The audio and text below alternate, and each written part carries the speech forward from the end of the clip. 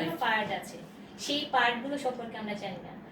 আমরা সবসময় মনে করি যে আমাদের, এবং আরেকটা সবচেয়ে মানে খুবই হার্মফুল বিষয় যেটা সোসাইটির জন্য, আমরা এই বাচ্চাগুলোকে বা এই মানুষগুলোকে এমন কিছু নেগেটিভ ওয়ার্ড ইউজ করি কথা বলার সময়।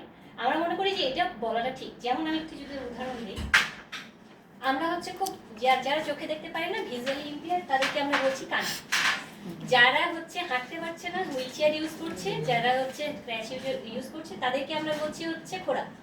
তারপরে যারা কানে যারা শুনতে পাচ্ছে না, তাদেরকে ঠকসা বলছি।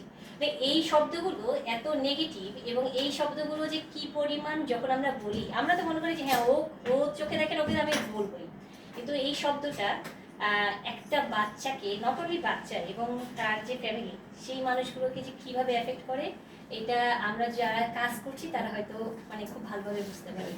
এবং যাদের ঘরে এই ধরনের স্পেশাল বাচ্চা আছে, সেই বাবা মার থেকে শুরু করে, মানে সে যদি অনেক ক্লাসিও হয়, ক্লাসি লাইক আমি যেটা বলবো মেন স্ট্রিমের মানে খুব ভালো পজিশন আছে, তারপরেও তার ফ্যামিলির মানুষজন থেকে শুরু করে আশেপাশের মানুষজন থেকে শুরু করে এই বাচ্চাগুলোকে ফোকাস করে বাবা মাকে এমন কিছু নেগেটিভ ওয়ার্ড শুনতে হয়। তারা এমনও কথা বলে যে তাদের বাবা মায়ের পাপের ফসল হচ্ছে এই বাচ্চাগুলো।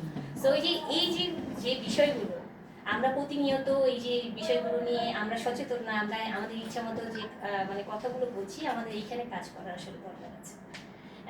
কারণ এই জায়গাগুলো থেকে যদি বের হয়ে না আসতে পারি, আমরা মনে করি যে অটিজম বাচ্চারা হয়তো আই কন্ট্যাক্ট নেই, ওরা কিছু বুঝতে পারছে না, বাট আমাদের বাচ্চারা কিন্তু সব বুঝতে পারে। আমাদের বাচ্চারা এক্সপ্রেস করতে পারে না, কিন্তু গবেষণায় প্রকাশ পেয়েছে আমাদের বাচ্চা যারা আছে তারা সবকিছু বুঝতে পারে। একটা বাচ্চাকে যদি ভালো কথা বলেন, সে যদি হাসে, একটা বাচ্চাকে যদি খারাপ কথা বলেন, সে যদি কাঁদে, তাহলে বুঝতে হবে বাচ্চাটা বুঝতে পারছে। সো এই যে আমাদের যে ভুল ধারণাগুলো আছে, সেগুলো থেকে আমাদের বের হয়ে আসা উচিত। আর আরেকটা বিষয় হচ্ছে যে এই বাচ্চাগুলোর জন্য এতে আসলে বাচ্চা আমি বলছি, এখানে বাচ্চা থেকে শুরু করে বিভিন্ন বয়সের মানুষজন আছে, এদের ভেতরে এদেরকে দিয়ে কাজ করা অনেক সুযোগ আছে। আমরা যদি আমাদের সবার জায়গা থেকে ওদেরকে যদি ছোট্ট ছোট্ট একটু করে জায়গা করে দেই, আপনাদের প্রত্যেকের হয়তো অফিস আছে, ওরা যে কাজ পারে, যেমন কিছুক্ষণ আগে ভাইয়া বলছিল যে তারা থিয়েটারে ইনভলভ করেছে, ওই থিয়েটারে ইনভলভ করেছে, এই যে বাচ্চা যাচ্ছে, ওই যে একটা পরিবারের একটা জায়গা তৈরি হয়েছে, আমার বাচ্চাও কিছু করতে পারে, এই জায়গাটা আমরা যদি সবাই সুযোগ না দিই, আসলে কিন্তু এই বাচ্চাগুলো মানে কাজ করতে পারবে না।